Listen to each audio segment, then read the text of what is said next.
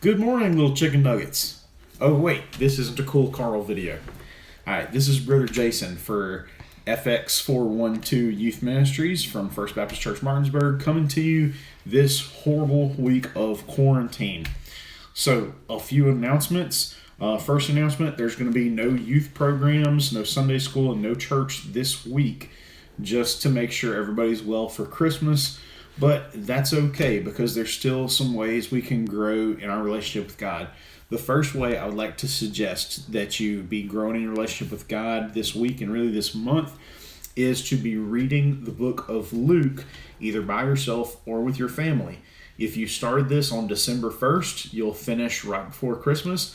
But if you start it today, you'll finish Luke. If you read one chapter a day, you will finish Luke before New Year's. So put that onto your to-do list tonight to read at least one chapter of Luke each day.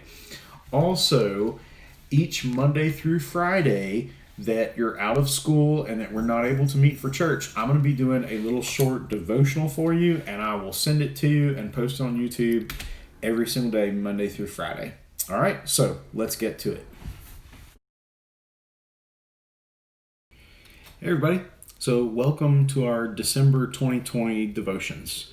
So I felt the Lord direct me to pick the book of Daniel because Daniel, he lived in some pretty bleak times, and he was a teenager. Him and his friends were between the age of 15 and 20 years old.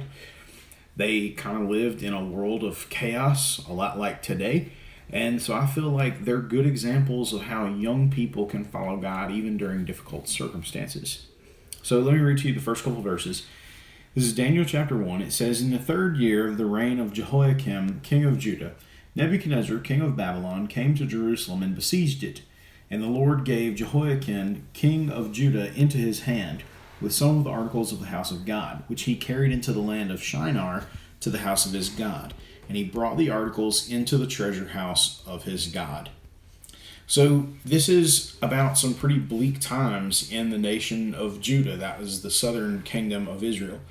So the nation of Judah and their king, they had just been defeated and dragged into captivity by King Nebuchadnezzar in Babylon. And even then, Nebuchadnezzar stole some of the things out of God's temple, making it harder to worship God there. And so this is a lot like the bleak times we live in today. We live in a period of upheaval. We live in a time where we don't know who the leader is, just like they went from one king to the next. We're going from one president to we don't know which president yet. And even worship is in danger, kind of like that, kind of like back then, because during the coronavirus, it's harder to get to church and worship. And then amidst all that, you're going to school and to church on your laptop. So a lot of bleak times, a lot of upheaval. So this is what it says the guys we're going to go through. Starting in verse 3, it says, "Then the king instructed Ashpenaz, the master of the eunuchs, to bring some of the children of Israel and some of the king's descendants and some of the nobles, young men in whom there was no blemish, but good-looking, gifted in all wisdom, possessing knowledge and quick to understand, who had ability to serve in the king's palace, and whom they might teach the language and literature of the Chaldeans. And the king appointed for them a daily provision of the king's delicacies, and of the wine which he drank, and 3 years of training for them, so that at the end of that time they might serve before the king." So Daniel and his friends, they got a little bit better end of the deal than most Israelites. Most of the Israelites were just stuck in a defunct country. But Daniel and his three friends, they were actually brought to Babylon.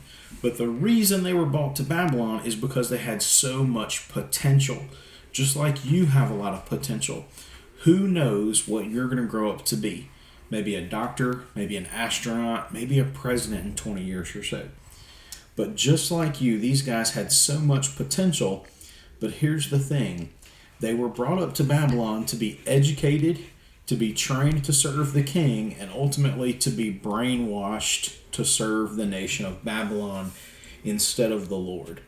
And so just like Daniel was full of potential, you're full of potential, and the world wants you. The world wants to bend you to its purposes, you to its reasons, you to its will. And you've got to be able to see through that, just like Daniel did. Let me give you some examples. Maybe social media like Facebook or Instagram or Twitter, maybe they tell you what to think, even delete some of your posts when you try and say something that they don't agree with. Maybe there are some movies that the movie's really cool, but it teaches something that's not godly. And sometimes we're taught in school or exposed to different things that our parents and our God wouldn't necessarily want us to be exposed to. Even heresies like evolution instead of creation, those kinds of things, because the world sees all that good potential in you and it wants to twist it to morph you to meet its ends.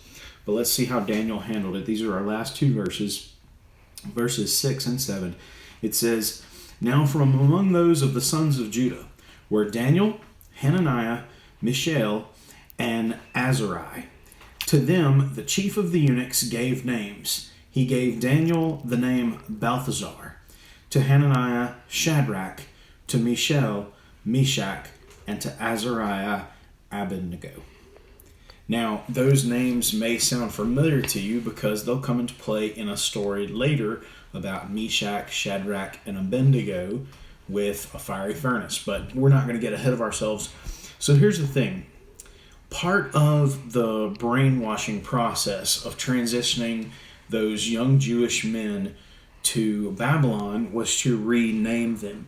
And here's the thing. Each one of their names meant something special with God. And so the Babylonians, in a way, they were trying to make them forget their God. So here's what those names mean. Daniel means God is my judge. But when they renamed him Balthazar, they literally renamed him Baal, protect his life. That's the god or false god, Baal, protect his life. For Hananiah, that meant Yahweh is gracious. What a good name. But they renamed him Shadrach, which means the command of Aku. Aku was one of the false gods in Babylon. For Mishael, whose name meant who is like our God, that became Meshach. Who is what Aku is. That's what that means. You see how they're twisting the godly meaning of their name to mean something secular, to mean something vile. And then with Azariah, which means Yahweh is my helper, they renamed him Abednego, which means after the god Nebo. And so you can see that what Babylon is trying to do is Babylon is trying to label these young men as their servants. Just like today, people are going to try and label you. They're going to try and rewrite who you should be according to what they think. They're going to say boys should act this way. Girls should act this way. They're going to say if you have short hair, it means this. They're going to say if you have earrings, it means that. But here's the thing. What Daniel saw, Daniel never accepted this new name, this new label. Instead, Daniel remembered who he was, and he remembered whose he was. Daniel remembered that no matter what they named him, no matter what they called him, he belongs to God. What you need to remember during this quarantine season, no matter how much social media you have to ingest to survive, what you need to remember during this season is whose you are. You belong to God. If you don't already belong to God, it's very simple. You pray to Jesus. You tell him, Jesus, I believe in you. Jesus, I need your forgiveness. And Jesus, I want to be dedicated to you with my whole life. And if you do that, you'll belong to God. But for those of you who already belong to God, just don't lose that thought. No matter what the world tells you, you belong to God. Amen.